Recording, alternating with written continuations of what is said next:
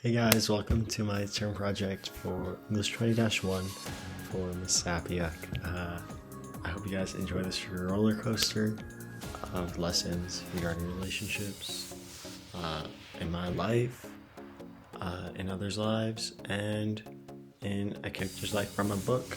I'm going to start this off with a movie, and I'll catch you after the movie.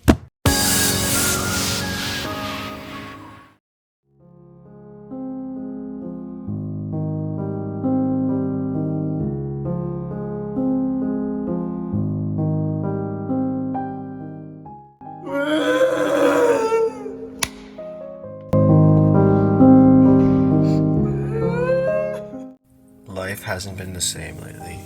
I feel lost, I feel alone, and I feel like my friends don't appreciate me anymore. Where did I possibly go wrong? Why am I like this? I miss the good old days. I miss feeling loved and being seen and feeling like people cared about me. I miss my family.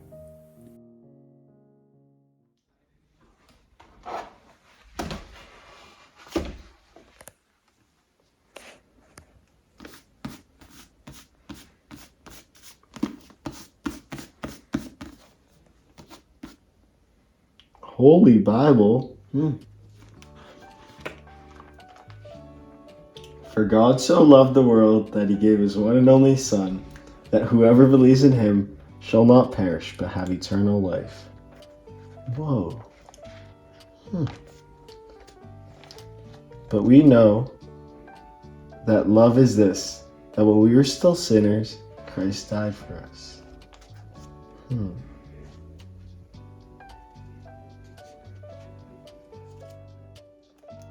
You have been raised with Christ. Seek the things that are above, where Christ is seated at the right hand of God.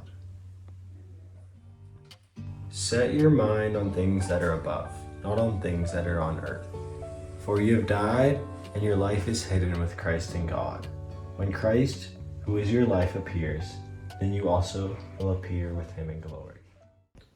Put on then, as God's chosen ones, holy and beloved, compassionate hearts, kindness, humility, meekness, and patience, bearing with one another, and if one has a complaint against another, forgiving each other, as the Lord has forgiven you, so you also must forgive. And above all else, put on love, which binds everything together in perfect harmony. And let the peace of Christ rule in your hearts, to which indeed you are called in one body, and be thankful. Let the word of Christ dwell in you richly, teaching and admonishing one another in all wisdom, singing psalms and hymns and spiritual songs with thankfulness in your heart to God. And whatever you do, in word or deed, do everything in the name of the Lord Jesus, giving thanks to God the Father through him.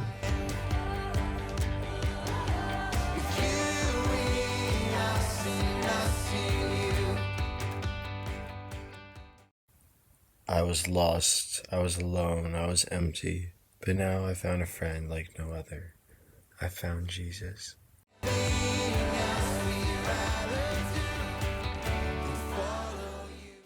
and what we will be has not yet been revealed. We know that when he appears, we will be like him because we will see him as he is. And everyone who has this hope in him purifies himself just as he is pure. Fill me with your heart and lead in your love to those around me.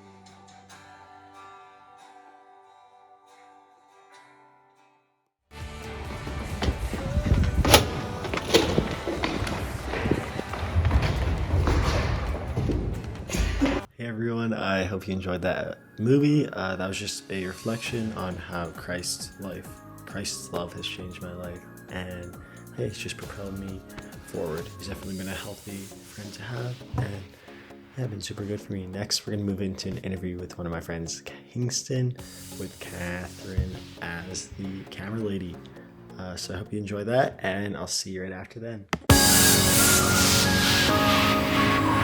What's good, guys? This is like the 10th shot because we're in a public school, so yeah. Anyways.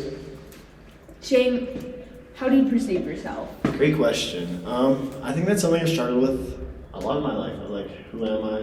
What am I? Okay, not what am I a human? But who am I? Like, what's my purpose? And like, yeah, like just my personalities. Wow. Because I feel like, yeah, with like different people, I feel like I act like a different person. So I've always wondered like, who am I actually, like at the base of it all? And, like my youth leader one time was like, Shane, who are you?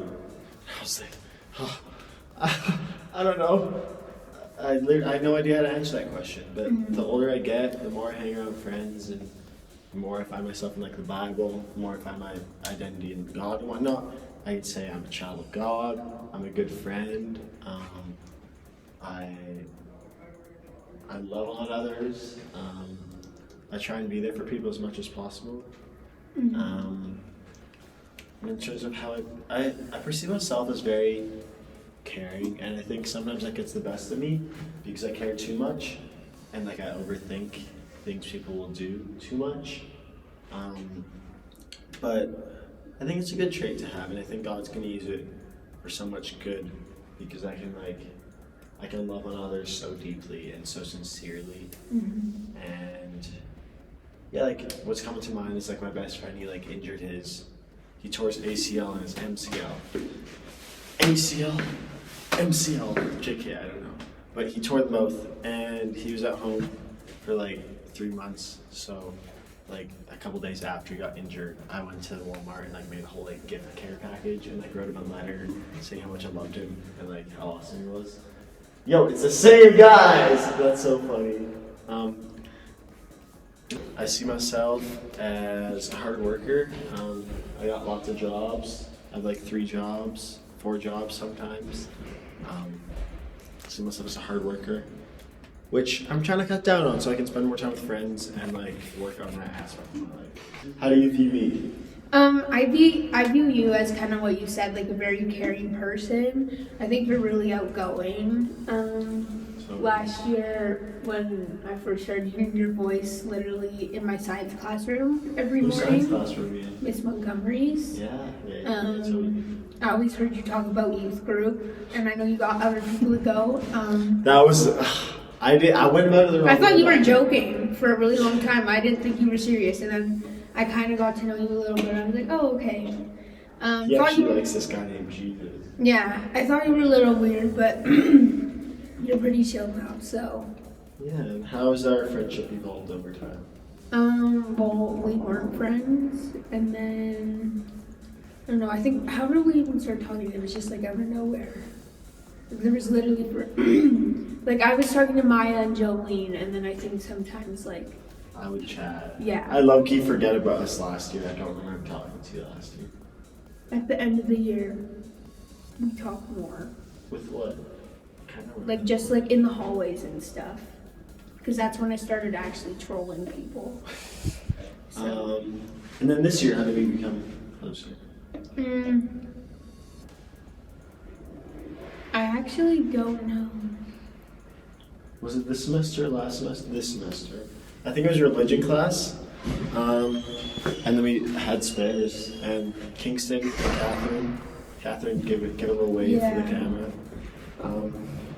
Just our fun people, so we started doing our spares. Yeah.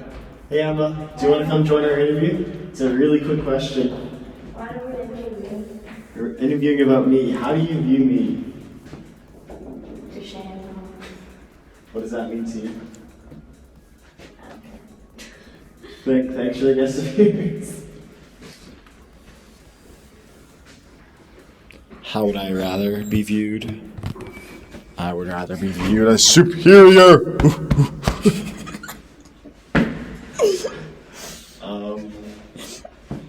It's your baby. Now, what are my goals for my life in terms of how others view me? I want loving to be like the #1 characteristic of what people say and see in me. I know for someone who's like pettiness, and like rudeness, or just like meanness, and really I want to try and make it so people see love in me, they see God's love through me, and that. I have. Thank you. You've actually brought me closer to God, I think. Just a little bit, not in a corny way. And yeah, just that God's love would radiate through me. How has others' views of me changed how I view myself? Others' views of me have, I think for so long, have such a massive impact on me. Like whatever other people label me as, is what I label myself as.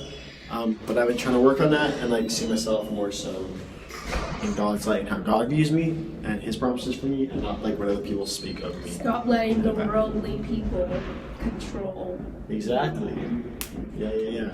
So now I just try and find all that in God instead of in people, and that's really boosting my mental health and well-being.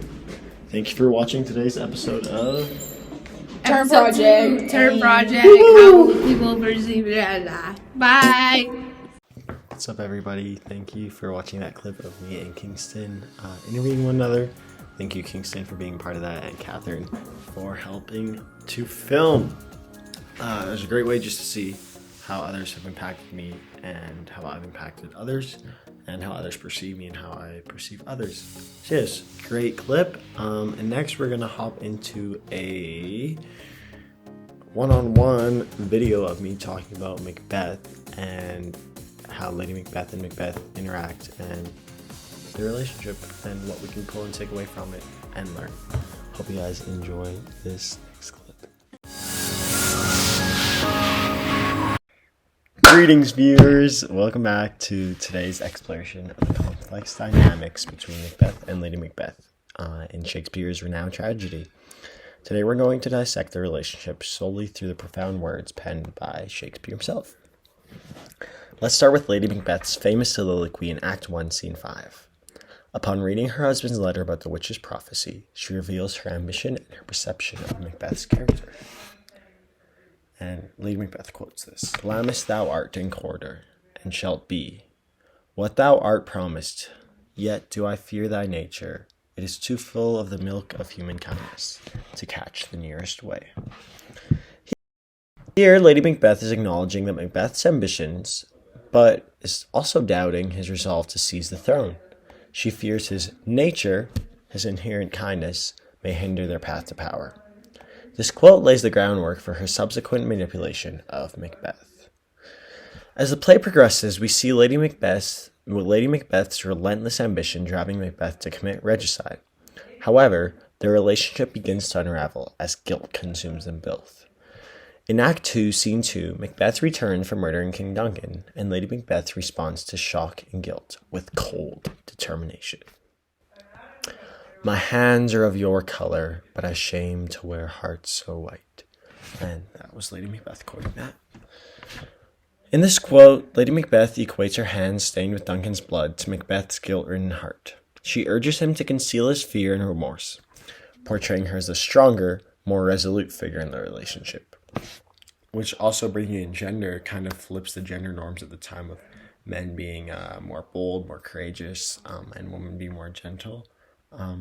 Which also ties in a quote where Lady Macbeth says, "Let me unsex myself," and gives herself up to the evil spirits so that she can manipulate Macbeth. I think that's just a cool point where we see flipping of gender norms at the time.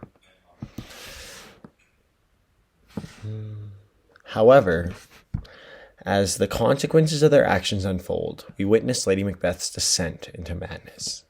In Act 5, Scene 1, she is haunted by the guilt of her crimes. Sleepwalking and compulsively trying to wash imaginative bloodstains from her hands occurs. "Out, damned spot, I say! Out, I say! What will these hands never be clean?" This poignant soliloquy exposes Lady Macbeth's tormented conscience and her inability to escape the consequences of their deeds. It marks a stark contrast to her early resolve, showcasing the tragic downfall of both the characters, Macbeth and Lady Macbeth alike. Beyond these pivotal moments, Shakespeare weaves a tapestry of manipulation and ambition throughout the play. Lady Macbeth constantly challenges Macbeth's masculinity to goad him into action, as seen in Act 1, Scene 7. "When you durst do it, then you were a man, and to be more than that you would be so much more the man." Here, Lady Macbeth questions Macbeth's masculinity, exploiting his insecurities to manipulate him into fulfilling their ambitions. This tactic highlights her role as a driving force behind Macbeth's tragic descent into darkness. However, despite Lady Macbeth's efforts to control the situation, her own conscience eventually consumes her. In Act 5, Scene 5, upon hearing of her wife's death, Macbeth delivers a poignant soliloquy, which means evoking a keen sense of sadness or regret. So, just a touching soliloquy, reflecting on the futility of life. And this is what Macbeth quotes. She should have died hereafter. There would have been a time for such a word. Tomorrow, tomorrow, and tomorrow creeps in this petty pace from day to day. Macbeth's somber reflection on the meaninglessness of life echoes a despair that ultimately engulfs both him and Lady Macbeth. Their once formidable partnership crumbles under the weight of guilt and ambition, leading to their tragic demise.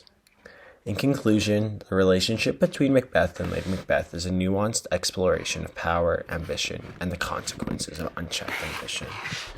Through Shakespeare's masterful use of language, we witness the gradual unraveling of their characters, culminating in a tale of tragic downfall. Thank you all so much for embarking on this journey through the pages of Macbeth with me. If you found this exploration enlightening, don't forget to like, share, and subscribe for more literary analysis. Until next time, farewell. What's up, everyone? Thank you so much for watching through all those different clips. I hope you learned something new about relationships, about yourself, and about what you can do in the future. Through Shakespeare's play, we just learned so much about being close with one another and spending time and not being overridden by guilt, but working out that with your partner. So yeah, thank you for watching this. I will not see you guys in another one because this is the last one, but it was nice making these, and I hope you enjoyed watching them. Bye!